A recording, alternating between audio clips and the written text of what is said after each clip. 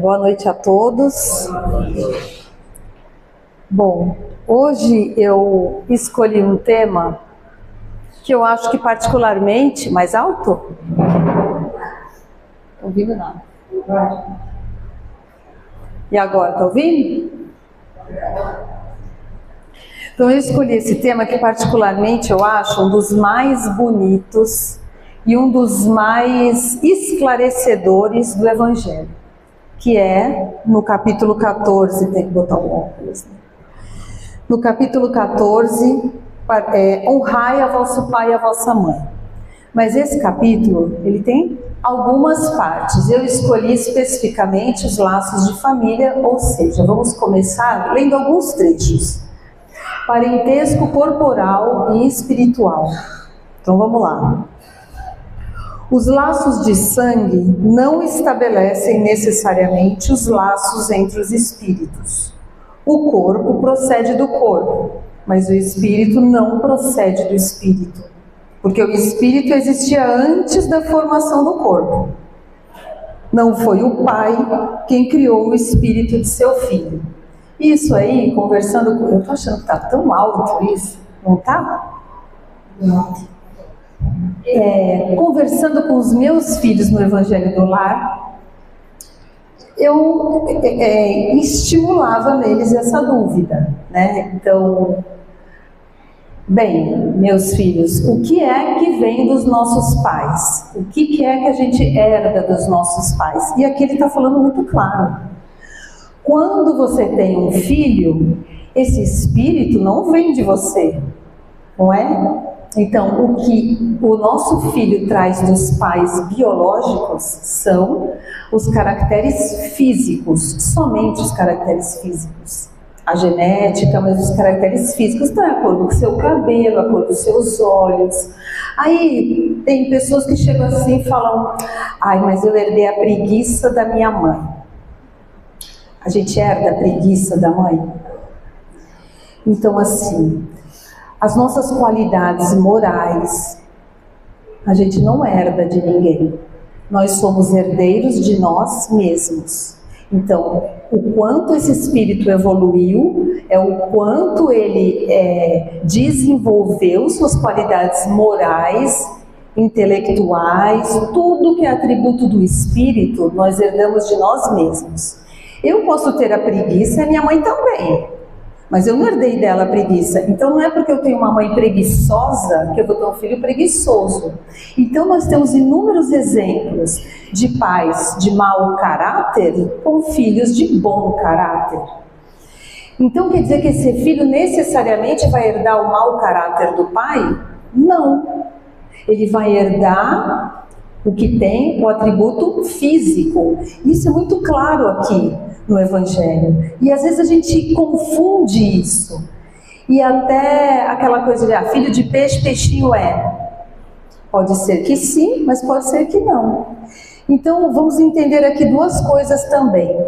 Eu tenho essas características emocionais, né? Vamos dizer assim, os talentos, né? Os talentos de cada um. Isso eu vou herdar de mim, mas eu posso aprender com meu pai? Eu posso.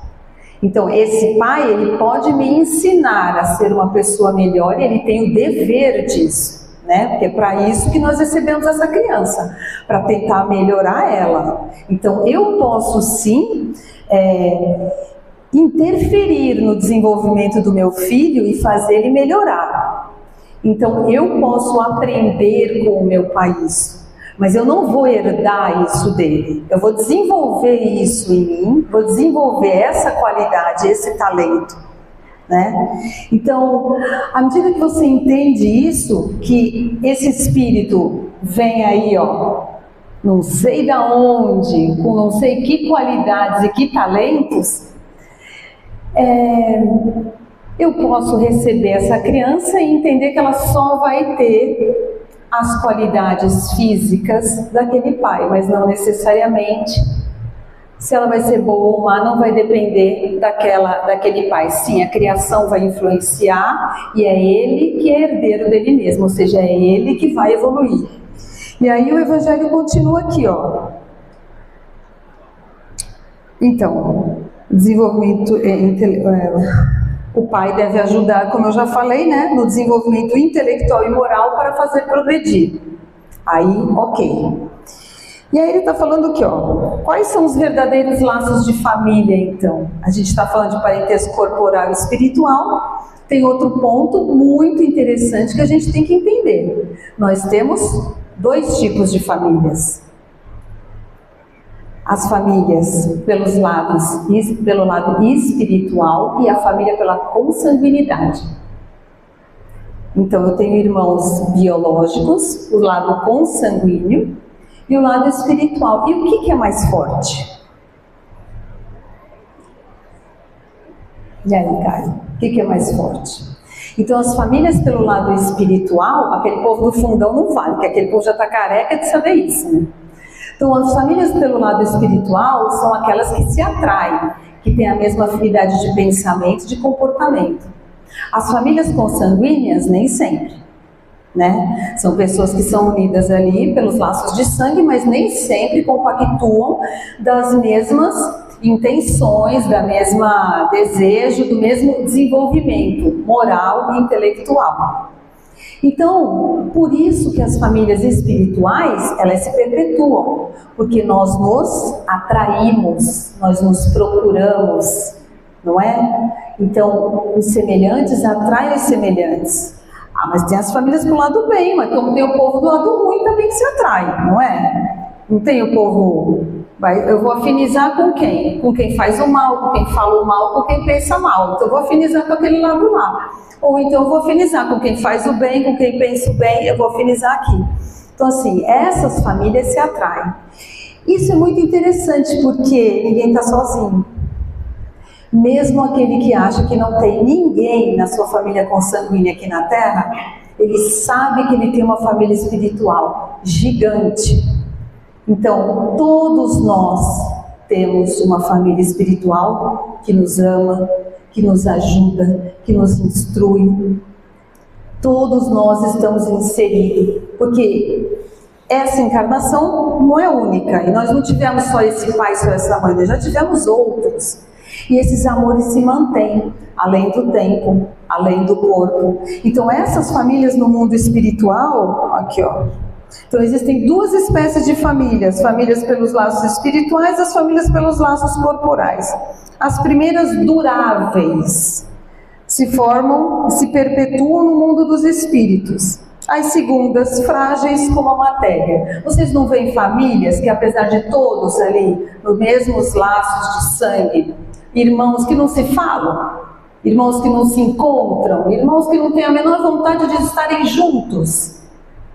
E existem amigos que querem estar juntos sempre, não é? Então, qual é? É por isso que o Cristo fala, quem é minha mãe, meu irmão e minha irmã? Todo aquele que faz a vontade de meu Pai que está no céu é minha mãe, meu irmão e minha irmã. O que ele está querendo dizer? Que a família espiritual dele é quem compactua com as mesmas ideias dele. Então é essa família espiritual do Cristo, é essa nossa família espiritual. E vocês têm que ver qual é a família espiritual que vocês vão se inserir. Porque é essa família que vai te acolher a hora que você sair desse corpo físico. Porque você vai ser atraído para isto, né? Então, quando ele falava nisso, ele estava falando disso. Que essa é a família que continua, é a família espiritual, né? Mas então, por que botam a gente numa família consanguínea que não dá liga, né? Que não afiniza com a gente? Brincadeira de mau gosto? Por que fazem isso com a gente? Então, o que será que isso acontece? E aí vamos lá, né? Como é que esse espírito vai embora? Então assim, isso aqui eu já sei de conta. Como é que esse espírito vai embora? Então o espírito teve aí uma briga, uma confusão, e ele morre. E outra vez eu perguntei para os meus filhos a mesma coisa no Evangelho. Quando a gente morre, a gente carrega o quê? O que a gente carrega? O que a gente realmente leva quando a gente morre? E olha que eles acertaram. Eu comecei, né? Carrega o carro, carrega a roupa, carrega a casa, carrega o dinheiro. Não, mãe, eles carregam as qualidades. Então eles carregam todos os sentimentos. Ninguém vira anjo quando morre, tá? A gente já passou disso, a gente já sabe que não é mais assim. A gente continua exatamente como é, com os mesmos desejos, os mesmos sentimentos, as mesmas dificuldades. Então, se saiu daqui com ódio, vai chegar lá carregando ódio. Tá? Então, não é porque morreu que virou anjo, muito pelo contrário. Então, vai carregar ódio, vai carregar raiva, vai carregar mágoa, ou seja, vai para o outro lado igualzinho como estava aqui. Então, assim, é óbvio que a gente só quer carregar coisa boa, né? Já vai desencarnar, ainda vai ficar carregando. Mas aí o que acontece com esse espírito que saiu daqui carregando muita mágoa e chega lá no plano espiritual? Sofre, sofre, sofre, porque ele fica numa frequência tão baixa que ele não consegue nem perceber a ajuda que está em volta dele. Aqueles que amam ele querem ajudá-lo, e todos nós temos. Até que um dia ele vai melhorando, melhorando, melhorando, e é feita uma proposta. Qual é a proposta? Então eu vou dar um exemplo, vou contar uma história para vocês que fica mais fácil. É de um livro que eu li faz tempo, só que eu não sei o nome do autor, nem sei a história. Quem sabe a Silvia lembra, eu vou falar aqui, é o pessoal lá do Fogo. Então a história era a seguinte: eram dois amigos, né? E para variar, o amigo gostava da mulher do outro amigo, né? Então, para complicar a história, né? Então, assim, a moça não sabia, mas ele gostava dela e eram dois amigos. Bom, esses amigos saíram para caçar, eles caçavam, tá? E aí passou na cabeça desse amigo fazer o quê? O que vocês imaginam, né? Vou me livrar dele, vou dar um jeitinho aqui, que eu gosto tanto da moça, vou me livrar dele. E aí ele deu um tiro, né? E em vez da caça, pegou o amigo. O amigo morreu, ele consolou a viúva, depois de um tempo casou com a viúva, e os anos foram passando, e ele se tornou um fazendeiro muito rico, muito abastado. E eles tinham vários colonos na fazenda dele, mas ele se tornou uma pessoa tão, assim, boa, porque todos nós temos luzes e sombras, né? Não tem ninguém nessa terra aqui que só faz o mal ou só faz o bem. Então, num momento de sombra, ele foi lá e matou o amigo. Mas ele tinha momentos que ele queria ajudar, ele carregava uma mágoa do ocorrido e tal. Então ele ajudava muito aquelas pessoas, ou seja, ele era muito importante para a vida daquelas pessoas, porque ele ajudava elas a se manterem, né? Ele dava trabalho para muita gente.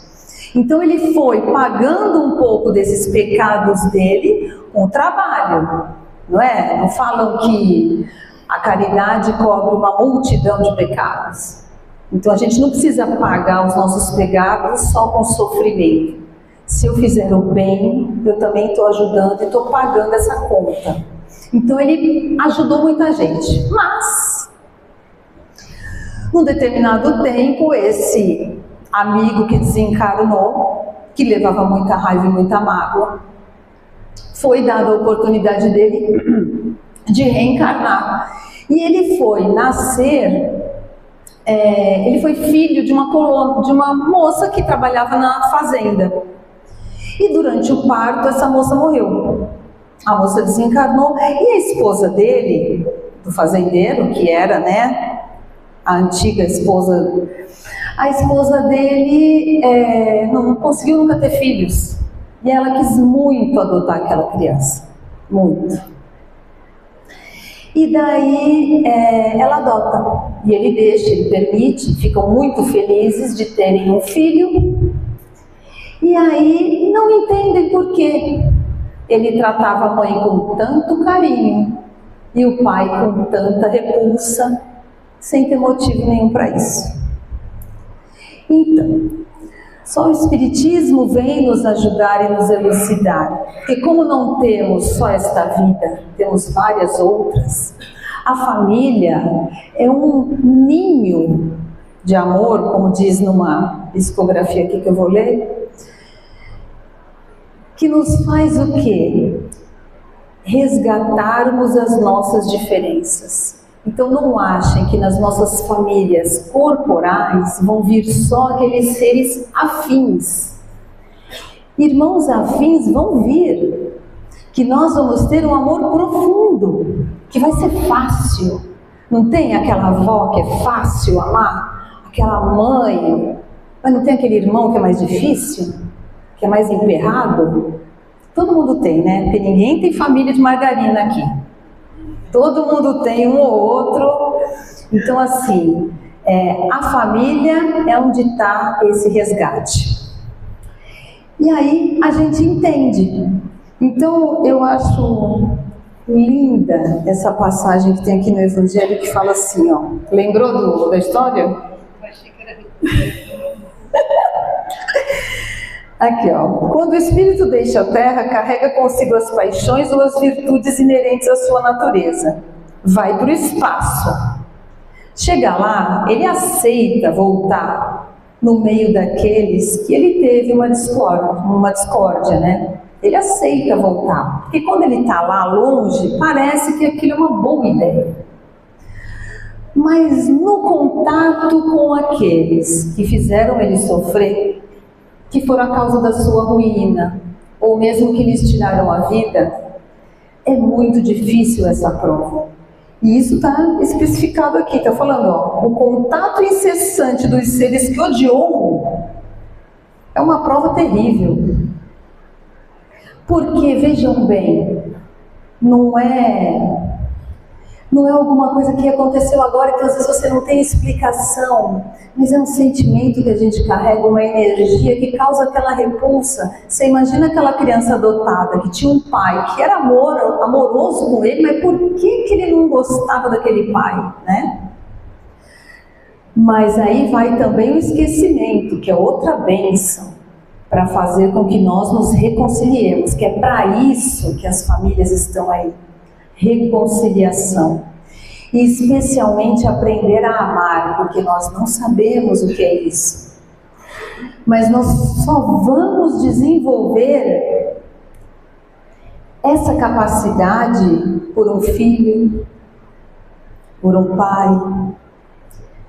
Porque se o vizinho da esquina te fala alguma coisa, vai falar.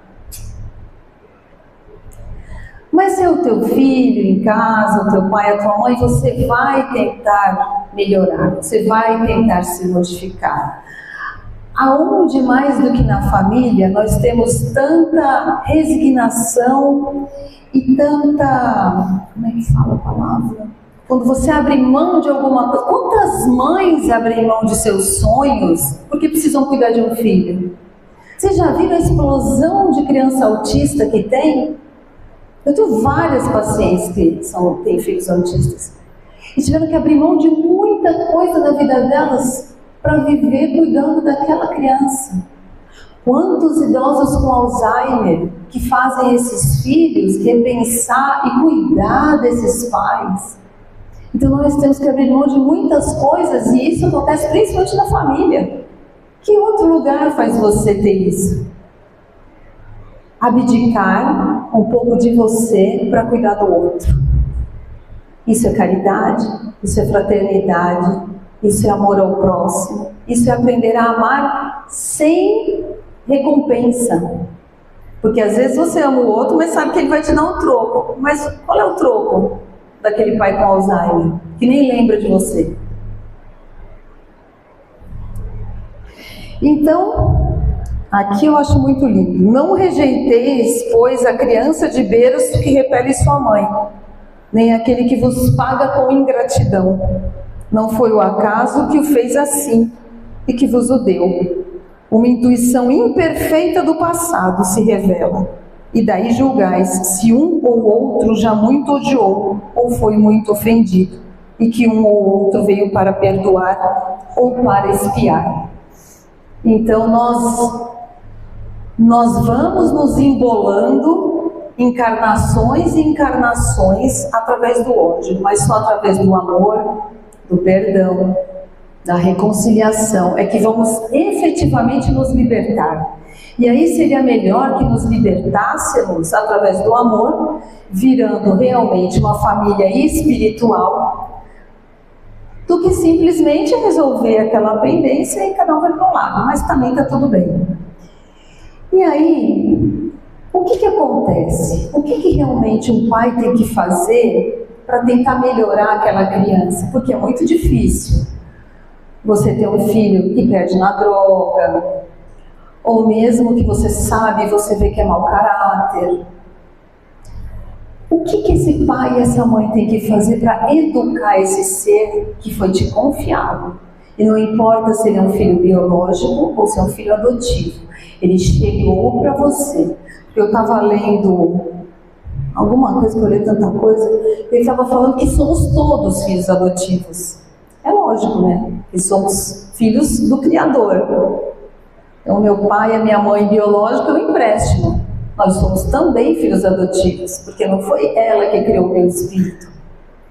Então, o que esse pai e essa mãe têm que fazer? O exemplo é a melhor forma de educarmos, né? E realmente, aquele filho que veio para você, foi para você. Você tem a capacidade de resolver o problema que ele precisa. Não é seu pai, não é como seu pai educava, não é se batiam, então agora eu vou bater, não é como o vizinho faz, é você. Você vai ter que procurar dentro de você, principalmente observando o seu filho, compreendendo o seu filho, tentando entender o que ele precisa. E você vai tentar dar o seu melhor exemplo. É aquilo, né? Ele não vai herdar de nós a bondade e outras características, mas ele pode aprender. E se nós não damos o exemplo, ele não vai aprender. E para darmos esse exemplo, precisamos melhorar. Precisamos modificar. Então, eu querendo ajudar o outro, eu tenho que melhorar a mim. É porque filho cola na gente e aponta o dedo, a primeira coisa errada que fizer, né? Então é a mãe que fala, não mente, mas ela mente. Aí o filho tá lá olhando, né? Então a mãe que fala, não grita, mas ela grita. Não bate, mas ela bate. Não pode ter raiva, mas ela tem raiva. Então assim, educar a nós é a melhor forma de amor para os nossos filhos. Educar a nós, a nossa reforma íntima, melhorando a nós, dando o nosso melhor exemplo. Só assim vamos conseguir auxiliá-los também. E aí ele fala que se o pai fez tudo e nem assim conseguiu, ele não tem nada do que se culpar, porque nós somos mestres também em ficar se culpando, né? Culpando. Mas você deu seu exemplo, você ensinou, temos que também respeitar o livre-arbítrio daquele ser que agora entendemos que é um espírito, né? Que tem o seu livre-arbítrio, tem as suas escolhas. Então, lá em casa, eles sabem muito bem que tem as escolhas e as consequências. Cada escolha vem com uma consequência, né? Então, ele fala aqui, ó, quando os pais fizeram tudo o que deviam para o adiantamento moral de seus filhos, se não se saem bem, não tem censuras a se fazer. E sua consciência pode estar tranquila. Mas ao desgosto muito natural que experimentam do insucesso de seus esforços, Deus reserva uma grande, uma imensa consolação, pela certeza que não é senão um atraso, que lhe será dado acabar em outra existência a obra começada nessa, e que um dia o filho ingrato os recompensará por seu amor. É lógico que um pai que falha em ver que esse filho escolheu um lado não tão bom, ele vai ficar triste, isso é muito natural, é lógico, mas a vida continua, não é? E nós vamos ter outras chances. Então, finalizando, eu só vou ler essa mensagem aqui, que veio de um espírito protetor da casa. Eu achei muito bonito tudo que ele falou aqui. Ele fala assim: a família é um ninho de amor, aonde os resgates do passado são curados através do esforço mútuo. Vendo? Os dois lados têm que se esforçar.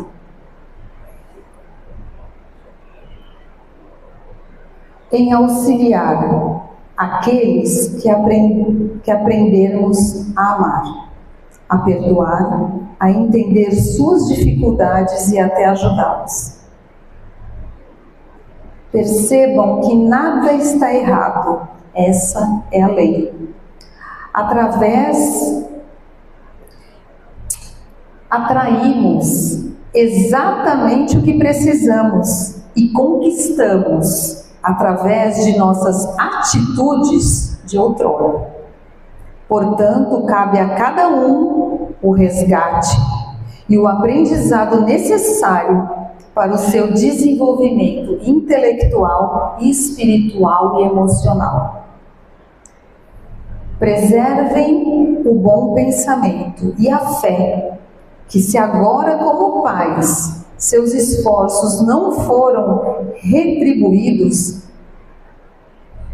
tudo vem no momento oportuno, mas essa é a lei, auxiliar sempre, independente do resultado, entendendo que o exemplo de moral e honestidade é o nosso maior legado.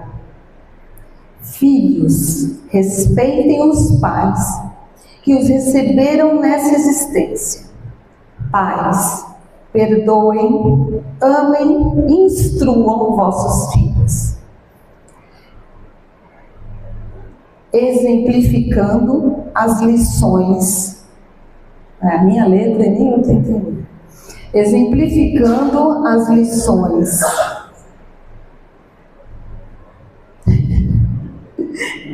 Exemplificando as lições